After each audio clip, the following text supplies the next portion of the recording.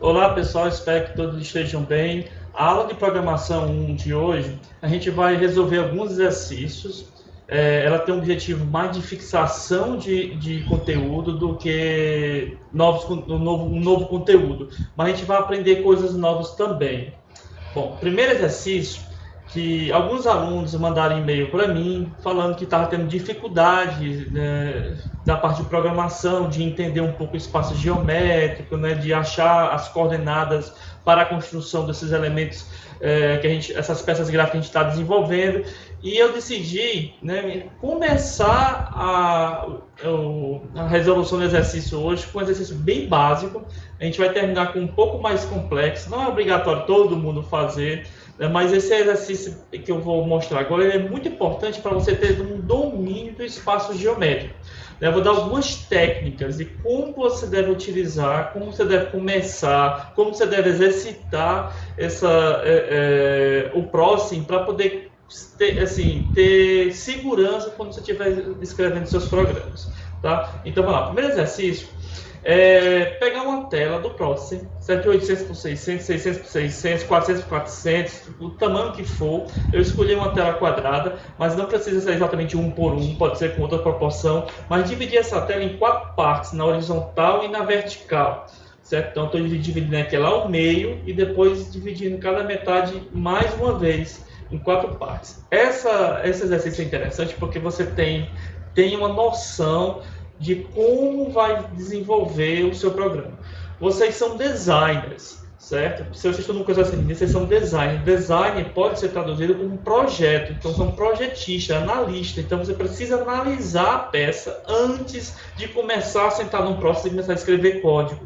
Então, se você quer reproduzir uma peça ou transformar essa peça interativa, ou você quer criar um novo padrão geométrico e transformar ele em interativa, animação e tudo mais, você precisa desenhar, ir para o papel e riscar antes mesmo de começar a sentar num processo e começar a escrever código. Então essa aqui é estou começando bem básico mesmo, vou mostrar como você deve proceder. Imagine que tem essa tela dividida aqui e que eu vou posicionar elementos nesses cantos, nesses pontos que está tendo interseção entre essas linhas.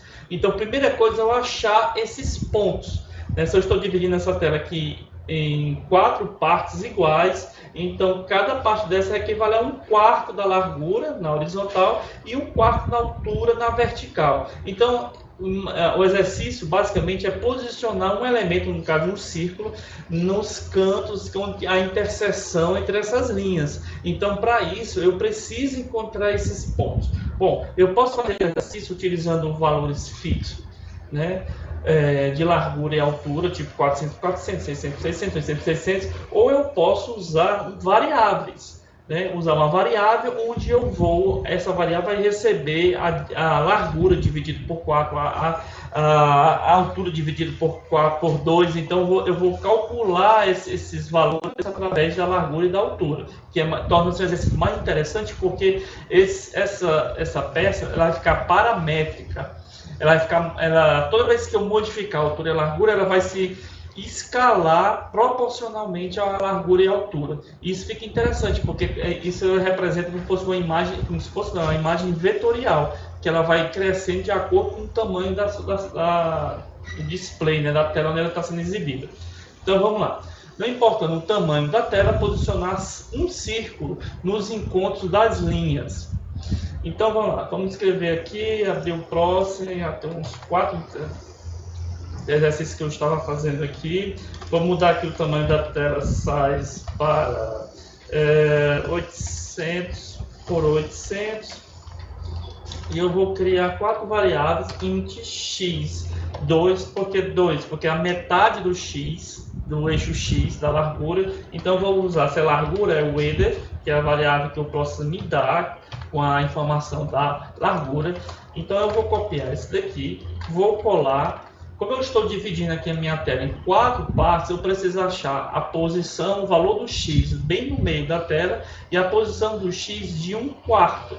certo? Aí eu preciso achar 3/4 também. Se você quiser calcular o 3/4, pode, mas se eu tenho um valor de 1/4, eu posso achar 3/4 multiplicando 3/4. Na verdade, eu não preciso nem calcular a metade também, porque se eu tenho um valor de 1/4, a metade é 2 vezes o valor de 1/4, já resolveria. Mas para facilitar aqui, para tornar o exemplo mais didático, eu vou usar x4 também. Vou copiar essas duas variáveis, colar aqui embaixo agora para o y, mudando o y e mudando a largura para a altura. Pronto. Então, desta forma, eu criei 4 variáveis. Novamente, se você quiser criar só uma, só de 1/4, e depois, quando você for usar o da metade, multiplicar 1/4 por 2, tudo bem. Não tem problema nenhum. Estou criando aqui as 4 variáveis porque eu quero tornar mais didático possível com essas marcações aqui. Então, eu tenho o valor agora do x nessa posição aqui no eixo x. Tenho o valor agora do x nessa posição aqui no meio. Tem o valor do y nessa posição aqui e tem o valor do y nessa posição aqui. Por que se é um quadrado, professor, por que você está criando duplicado? Se eu sei que a largura é igual à altura. Se você garantir que a sua aplicação sempre vai ser 1/1, então, na realidade, você precisaria somente de uma variável, né? E aí calcular todo o restante, porque é tudo quadrado, né? Então, você poderia multiplicar por 2, por 3, e aqui também por 2, por 3, que o valor é o mesmo. Se você garantir que vai ser sempre 1/1, né? Um quadrado. Como eu não quero garantir isso, nem quero tornar o exercício mais didático possível, então eu vou colocar as 4 variáveis, onde eu posso depois mudar isso aqui para 600 e a aplicação vai funcionar. Certo? Próximo passo. Posicionar uma elipse, certo? No centro, um círculo no centro da tela. Bom, então um círculo, eu desenho um círculo através da elipse, do comando elipse, onde eu preciso dar a posição. Bom, o centro da tela é exatamente no encontro da metade do x com a metade do y. Então é o meu x2, y2. Então vai ser o x2, y2. E tamanho? Por enquanto eu vou botar um tamanho fixo de 80 por 80, certo? Opa, x2, y2. Vou executar. Posicionei um círculo bem no meio da tela. Agora, vamos supor que eu queira agora posicionar esse círculo à esquerda, certo? Do centro da tela. Bom, à esquerda eu vou mudar aqui, eu não vou mudar no y, que vai continuar na metade da altura, então eu vou mudar aqui no x, à esquerda, no x horizontal. E se é à esquerda, eu vou usar o meu x4, ele ficar 1/4 do centro da tela. Foi que eu errei aqui. Sim, porque o 4 é dividido por 4 e o y4 é dividido por 4. Pronto. Pronto, ele ficou agora à esquerda do centro da tela. E se eu quisesse agora alterar para ele ficar à direita, aqui nesse ponto aqui? Para ele ficar à direita, eu preciso saber qual é o valor de x nesse ponto. Ora, aqui é 1, 2, 3. 3 vezes o valor de 1/4 da largura. Então, aqui no x, eu vou multiplicar 3 vezes o valor de 1/4. Executo. E agora ele vai estar à direita. E se eu quiser agora posicionar ali embaixo, né, no canto, na parte inferior direito, aqui, ó, fica na linha de 3/4 do x e na linha de 3/4 do y. Eu vou multiplicar por 3 vezes o y4. Desta forma, eu estou usando as minhas variáveis, né, que eu criei aqui. Então, estou tornando o programa baseado em variáveis. Fica mais automático, né, o processo fica mais sistemático. Estou sistematizando a construção da minha peça. Eu estou fazendo um exercício bem simples, né, mas isso aqui é muito interessante. Quem tem dificuldade de posicionar esses elementos, brincar, experimentar, utilizar o posicionamento desses elementos em todos os pontos da tela. E se eu quiser mover agora, posicionar esse círculo na parte superior direita, como é que seria? Então eu vou lá no meu desenho, como está organizado, eu vou ver qual é a parte de x, qual é a parte de y, qual é a posição dele no espaço geométrico. Esse exercício é muito interessante porque você vai dominar o espaço geométrico. Como eu calculo esses valores? que nada mais é do que uma divisão. Certo? Eu tenho certeza que vocês passaram no vestibular, vocês têm bastante noção de proporção, de divisão, de regra de 3. Então, não é tão difícil assim. É só se acostumar com o espaço geométrico do próximo. Lembrar que no próximo o ponto, a origem é aqui no canto esquerdo superior e que o y cresce para baixo. Então, tem que está 1/4 aqui, 1/2 aqui, 3/4 aqui. Ok? Então... voltando aqui, já fiz isso. Então, repita para os outros pontos da tela.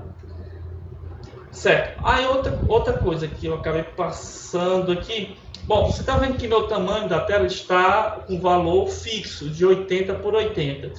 Se eu quisesse tornar ele em função da largura e altura, seria possível? Na verdade, seria até o ideal. Sim, a gente deve fazer isso. Na verdade, para esse exemplo, a gente deve fazer isso. Se está 80 e 800, eu vou pegar a largura e dividir por 10, né? Que é 800 dividido por 10 dá 80.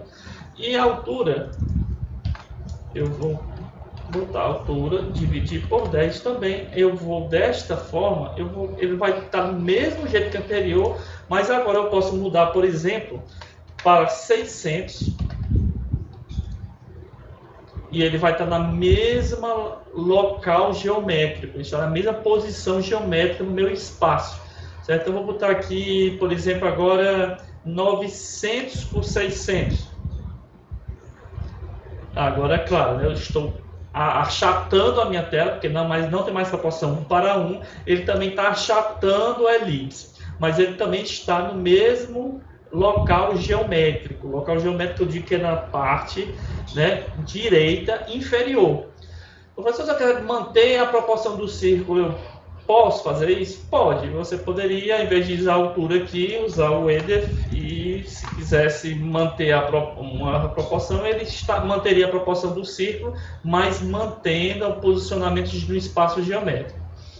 Bom, é isso. Desta forma, eu tenho um exemplo de uma aplicação de um código que ele é totalmente paramétrico, né, em função da largura e da altura. Então, eu posso botar 90 por 600, ficar bem fininho. Está aqui 90 por 600 e ele mantém o mesmo local geométrico, aqui na parte direita inferior.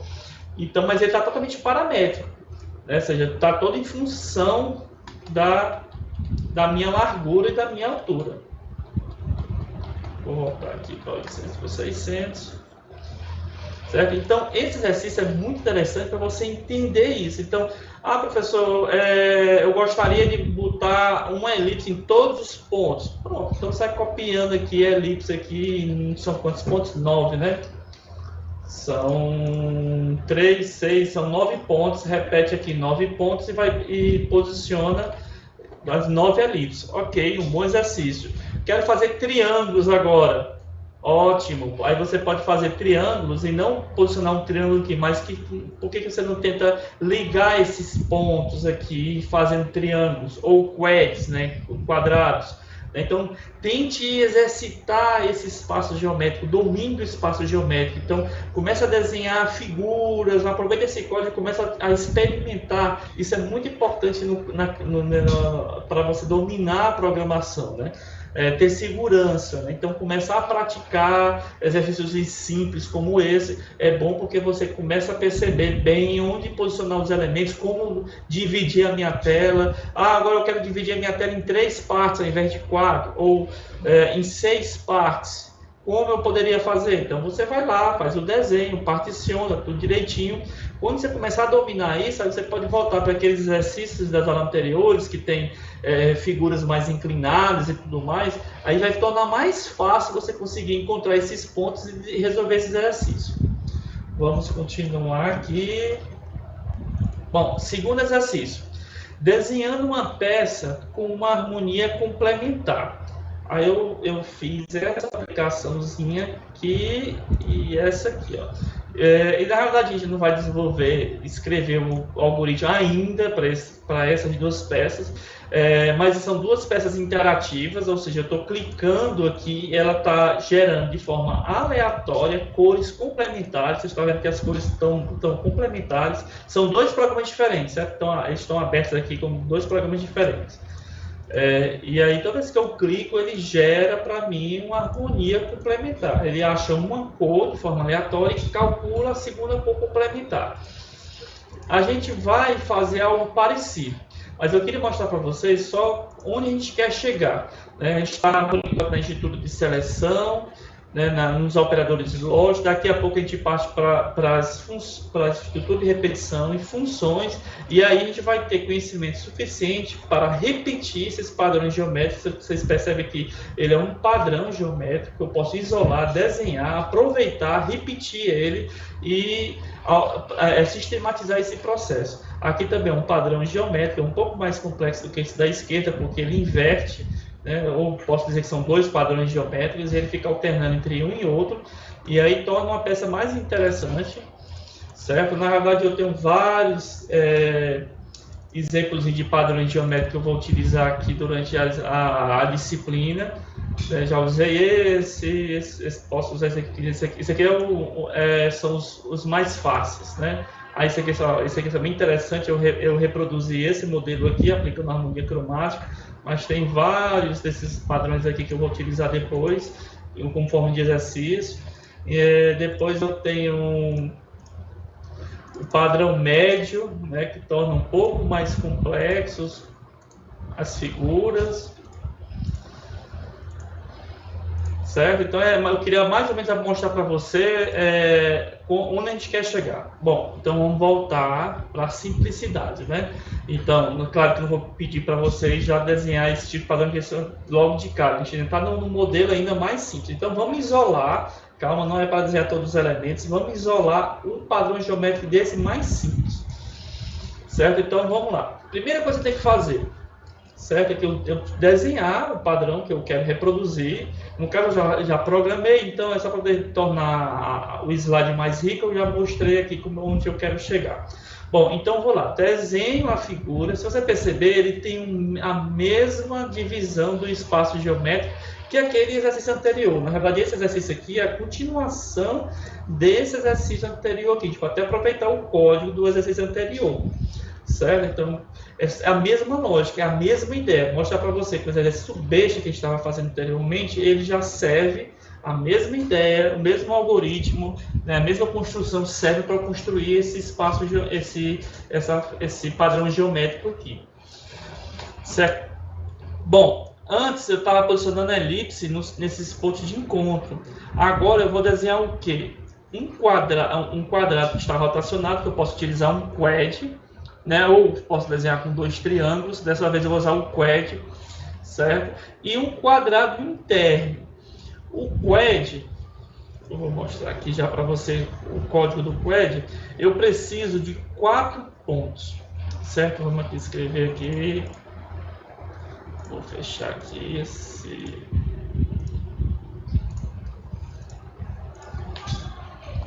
Tá, eu vou usar esse daqui. Pronto, eu já vou usar esse daqui, só vou apagar aqui a minha elipse, certo? Então eu vou usar quad e eu preciso achar os 4 pontos para esse quad. Então eu preciso achar esse ponto 1 aqui, esse ponto 2 aqui, esse ponto 3 aqui e esse ponto 4 aqui. Quem é o ponto 1 aqui? Olha, é só ver. Eixo X, horizontal, ele está bem no meio, então é a metade da largura. Eixo Y, no vertical, ele está na origem, no zero, não tem nada, não tem altura. Então, o meu primeiro ponto é o X2, que é a metade da largura, vou usar as variáveis, certo? X2, certo? E o Y, 0. Segundo ponto, eixo X, 0, não tem nada no X e está na metade do Y. Então, vai ser 0 no X e metade no Y. Terceiro ponto, eixo X, metade da horizontal, da largura, e a largura total, desculpe, a altura total, está aqui embaixo. Então, eu considero toda a altura para o Y. Então, X, metade, X2, e Y, a altura. Eu vou usar a própria variável do próximo nesse caso aqui. Se eu quisesse também botar 2 vezes o HY2, também resolveria. fazer o seguinte, só para poder deixar mais padronizado, eu vou usar 2 vezes o y2. O y2 é quem? É metade da altura. Então, 2 vezes a metade da altura é a própria altura. Ok, quarto ponto. O quarto ponto é x, a largura, e o y, metade da altura. Então, a largura 2 vezes o x2, ou eu posso botar aqui o EDF também ali, e o y, metade da altura. Vou executar. Tenho aqui o meu quad, certo? Novamente, quero experimentar, eu quero fazer um quad agora não encostando aqui na borda, um pouco diferente, fique à vontade. Então, já que eu estou fazendo só um quadrado, não precisava encostar, mudar ele de forma diferente. Se eu quiser desenhar um quadrado aqui com outro quad, posso também? Pode, não tem problema. Pronto, vamos continuar. Bom, próximo passo agora é desenhar um quadrado dentro desse quad, desse quadrilátero. Vou desenhar um quadrado aqui dentro. Então, para desenhar um quadrado, eu preciso saber quem é o canto esquerdo superior. O quadrado a gente desenha pela posição do canto esquerdo superior. E eu preciso saber a largura e a altura. Como é um quadrado, eu só botei só largura. É quadrado, então tem a largura e a altura são iguais. E quem é o canto esquerdo superior? Ora, esse ponto aqui, ó, é exatamente 1/4 da altura e 1/4 da largura e 1/4 da altura. Então, eu vou desenhar um rect aqui, 1/4 da largura, 1/4 da altura. E qual é a dimensão do meu quadrado? Olha, se eu botasse mais uma linha aqui, eu ia perceber, já sei, né, que isso aqui é 1/4, isso aqui é 1/4, então só sobra o quê? A metade aqui no meio. Então, quem é a metade para mim aqui? É o x2. Quem é... O meu próximo está meio estranho. Quem é... Talvez a quantidade de objetos está aberta aqui. De projetos abertos. Quem é metade da altura? O y2. Vou executar. Tenho o meu quadrado aqui.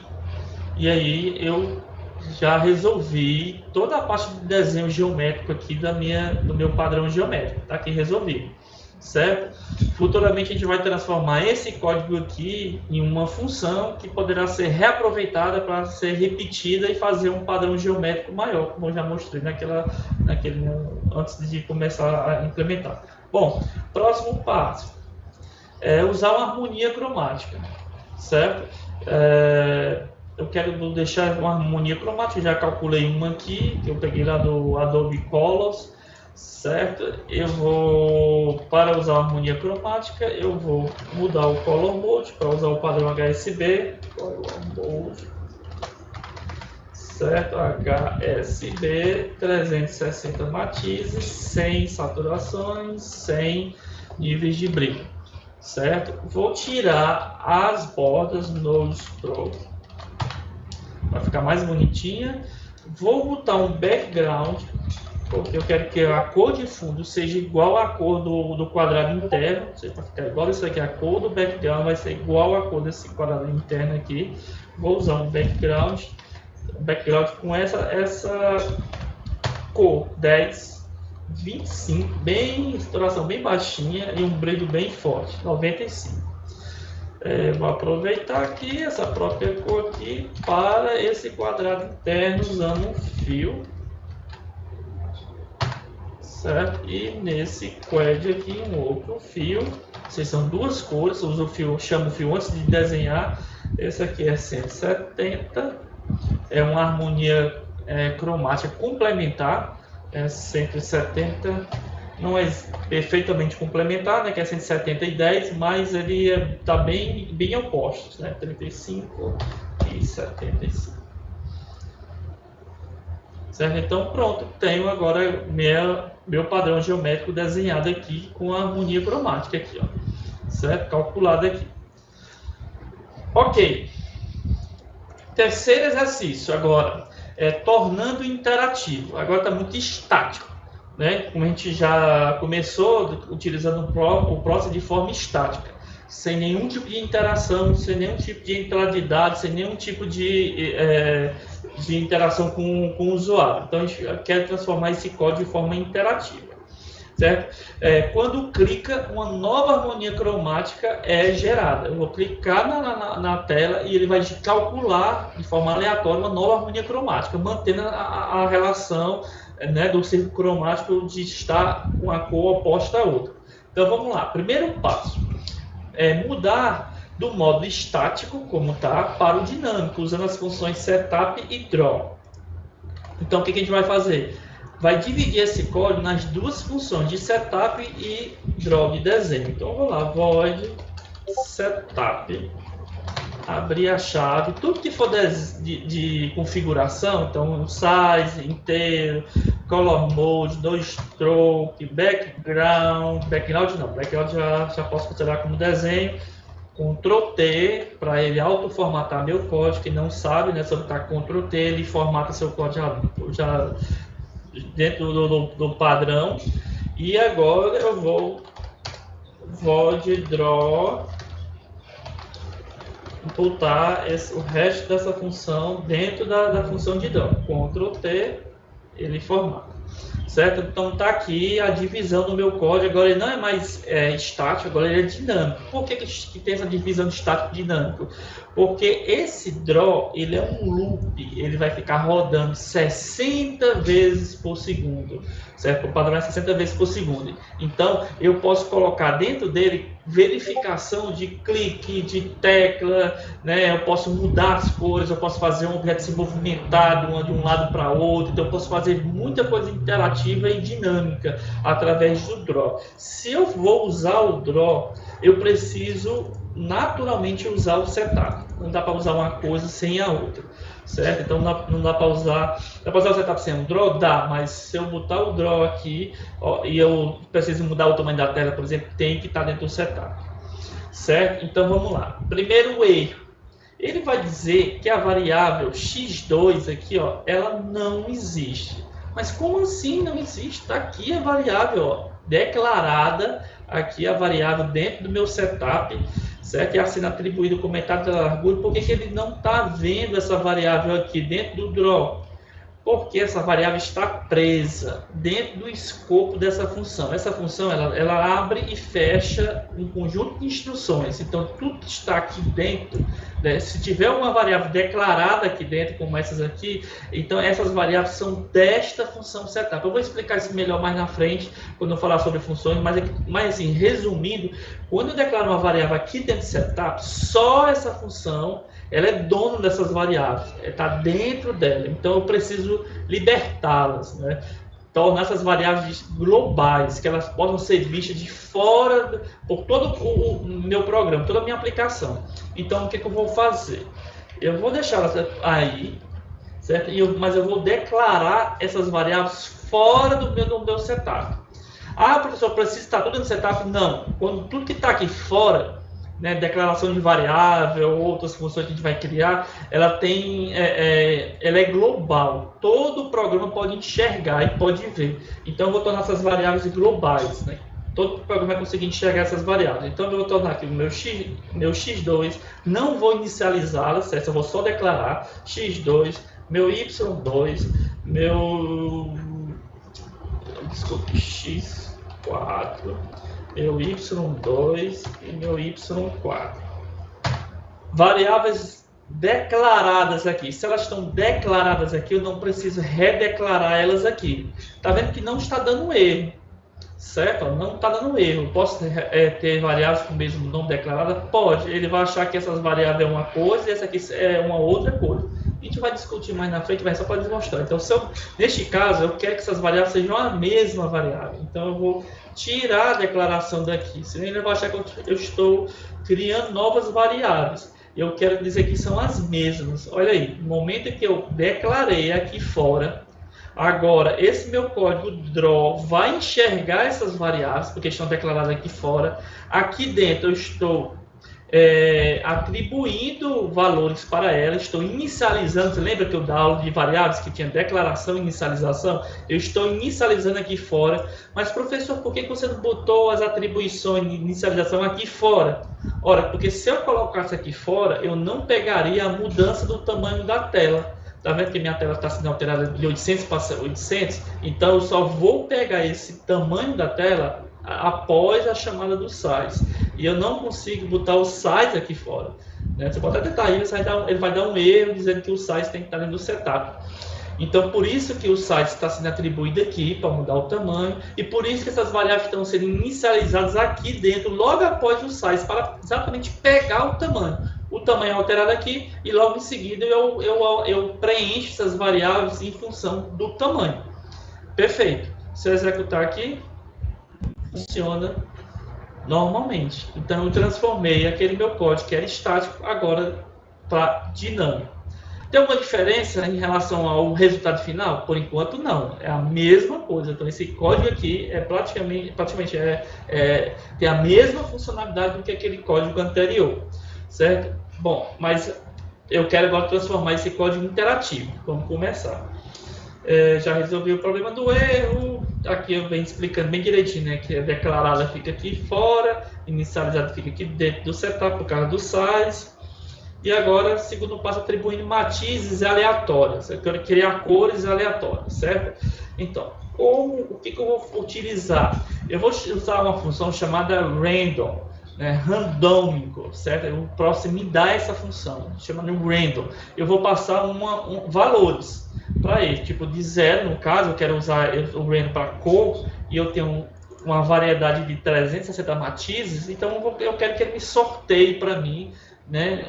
Escolho um aleatório de 0 a 360.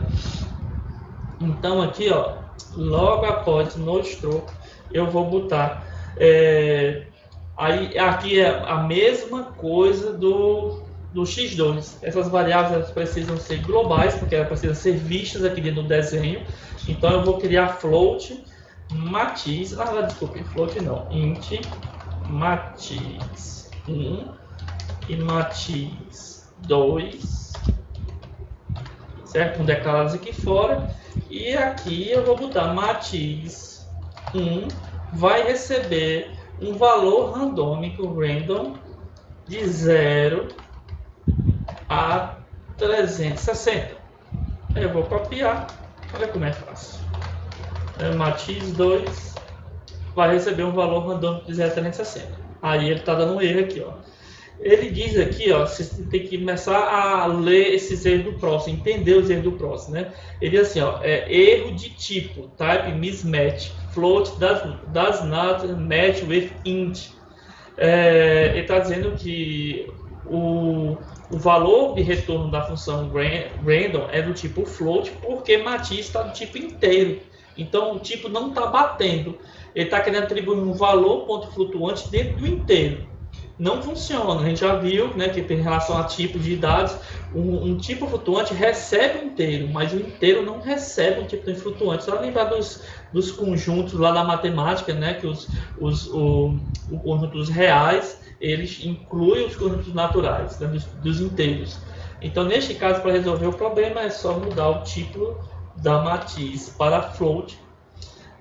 Mas, professor, não existe cor quebrada, né? Ou seja, aqui esses valores de cores é sempre inteiro.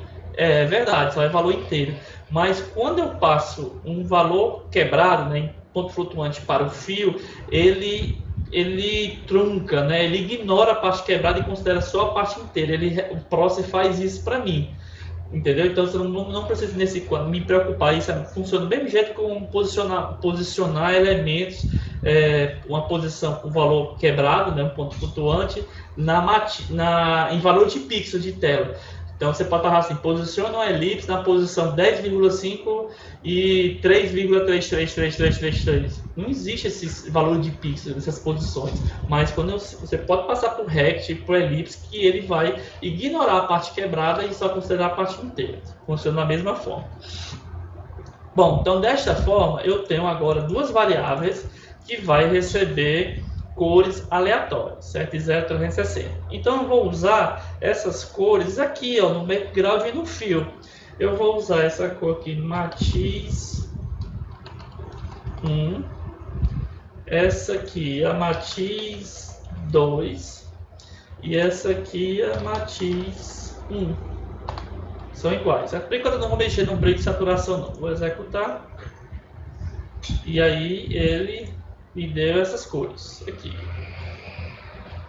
Vamos ver, eu acho que está funcionando. Como é que eu sei se está funcionando? Quais são os valores que está retornando? Print, ele vai imprimir o valor de uma variável, ou o que você quiser colocar aqui, certo? Aqui nesse console aqui embaixo. Então, eu vou botar aqui print matiz 1 e matiz 2. Vou executar. E ele vai me mostrar aqui, ó, as cores 41 e 38. Que tipo de harmonia cromática é essa? Não tem harmonia cromática ainda. É o próximo passo que a gente vai fazer. Às vezes acontece de dar uma parecida com a harmonia cromática, né? Coisa bem oposta. Mas por enquanto, agora deu bem oposta, né? Não deu, né? 215 mais ou menos. Está quase do lado do círculo. Você vê que o que determina uma harmonia, assim por enquanto, às vezes, a matiz tem um papel principal para determinar a harmonia cromática.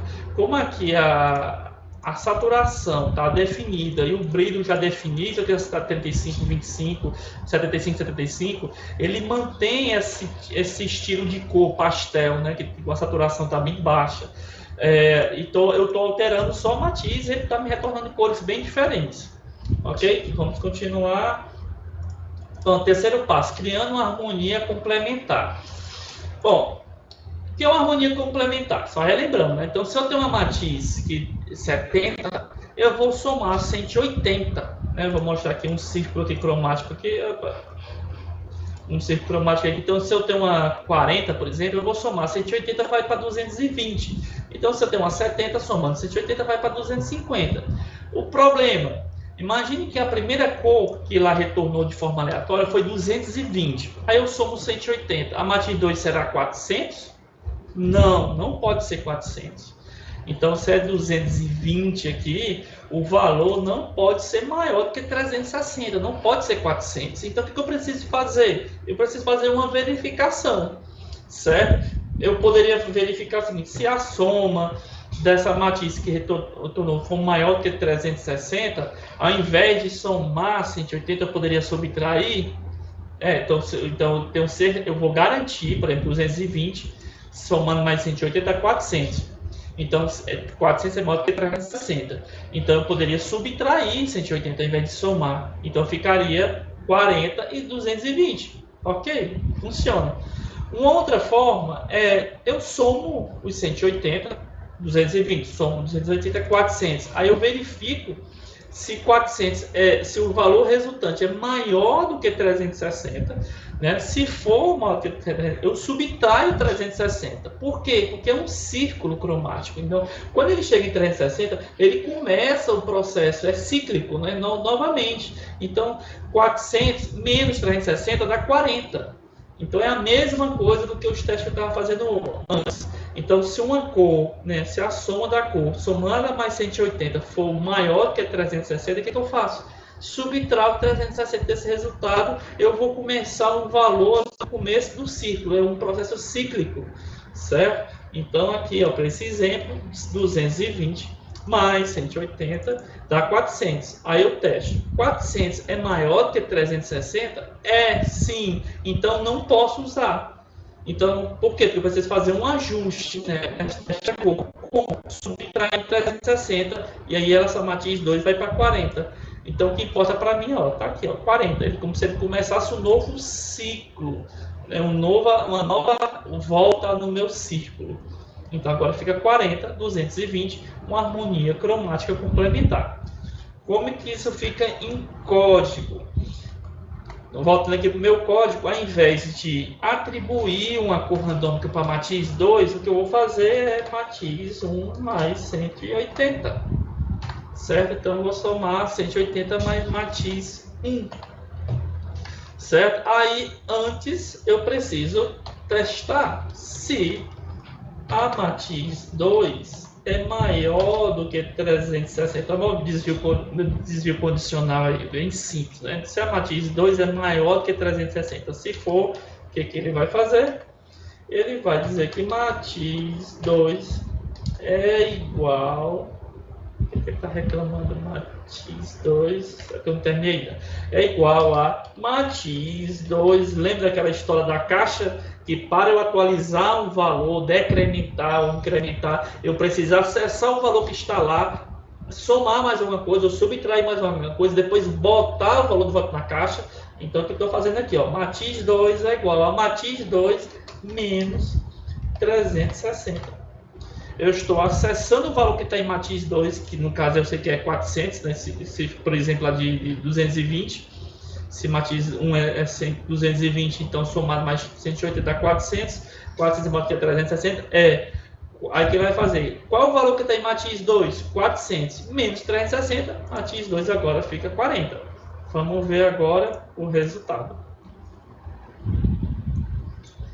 226 e 46, ok.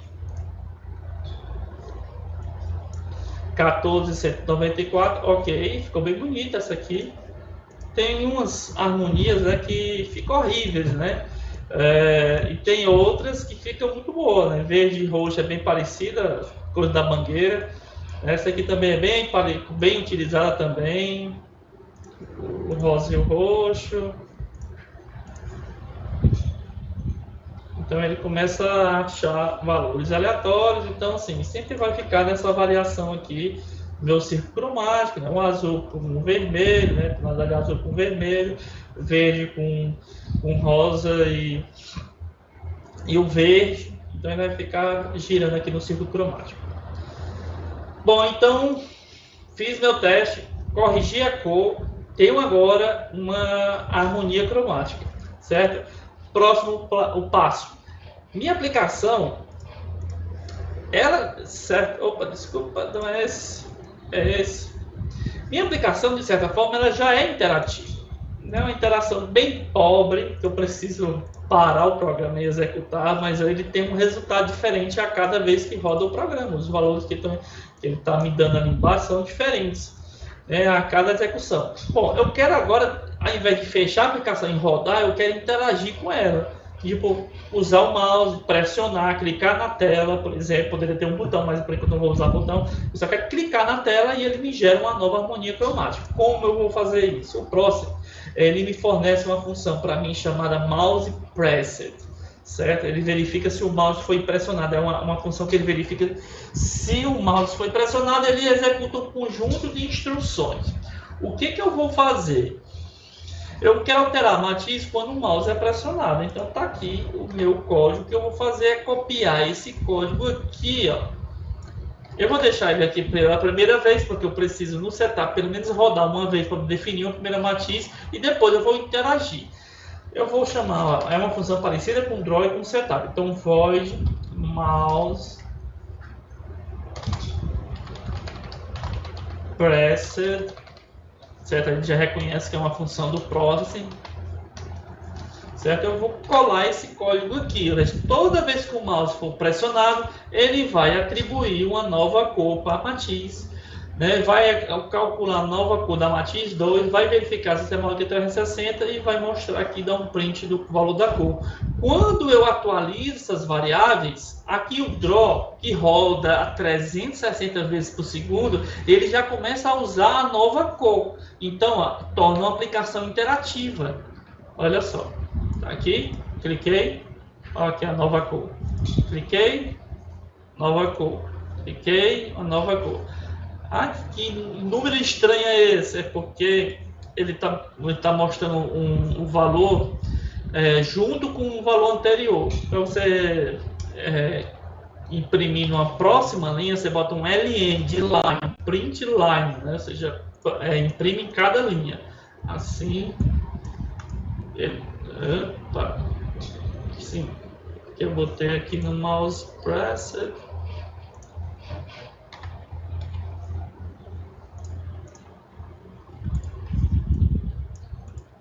ele está imprimindo em cada linha.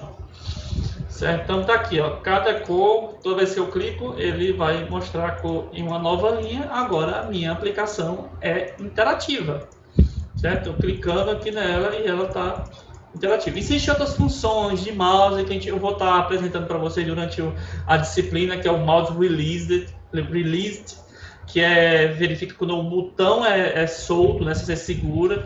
Existem variáveis de controle também, mouse pressed também, certo? Só que a gente tem outras funcionalidades, não vem o caso de eu estar falando para vocês, mas se vocês, professor, porque você não usou a variável mouse press ao invés do evento. Existem algumas diferenças que não vem o caso agora, mas para mim, como eu quero executar apenas uma vez, não quero ficar com o botão segurando aqui e ele ficar mudando de cor todo o tempo que eu estou segurando o botão, eu uso esse evento aqui, ele só executa esses comandos uma vez quando o mouse é pressionado. Bom, continuando, para finalizar, a aula está no finalzinho. Imagina agora essa padrão geométrico, essa peça gráfica que consiga nesse padrão geométrico. Ele é um pouco mais complicado do que o anterior, mas se a gente isolar o padrão, a gente consegue detectar mais ou menos como ele é construído. Então, aqui tem um background, eu tenho um círculo, na verdade eu posso ter 3 círculos ou 2 arcs.